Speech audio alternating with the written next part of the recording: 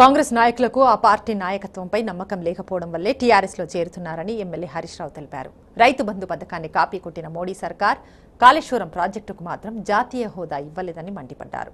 16 మంది టీఆర్ఎస్ ఎంపీలు గెలిస్తే కేంద్రంతో కొట్లాడి కావలసినవి తీసుకోవచ్చునన్నారు.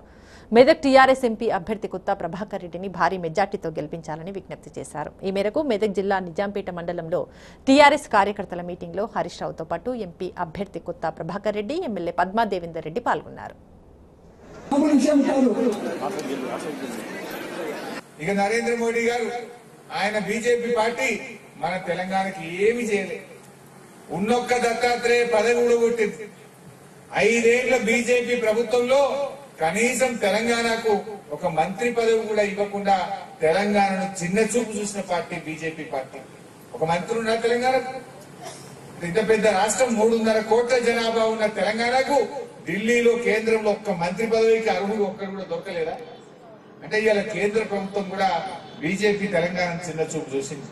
మన కాళేశ్వరంకు జాతీయ ప్రాజెక్టు కావాలని అడిగినాం, ఇచ్చిందా?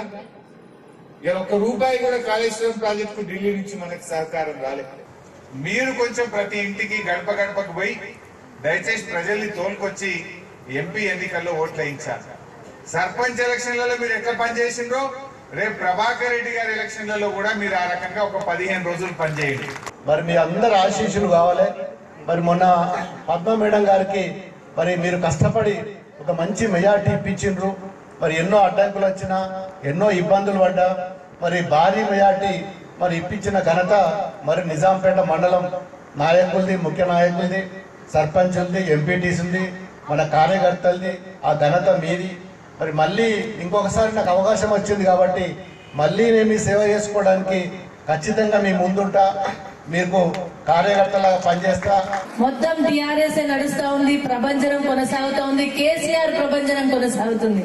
ఎందుకంటే కేసీఆర్ గారు చేపట్టిన పథకాలు 70 సంవత్సరాల్లో స్వతంత్రం వచ్చినప్పటి నుండి ఆంధ్ర ప్రాంత పాలకులు మనల్ని పరిపాలించినప్పటి నుండి కూడా కానీ అభివృద్ధిని తెలంగాణ రాష్ట్రం వచ్చిన తర్వాత మన గౌరవ ముఖ్యమంత్రి గారు 2014లో ముఖ్యమంత్రిగా పీఠం ఎక్కినప్పటి నుండి అనేక పథకాలు చేపట్టింది.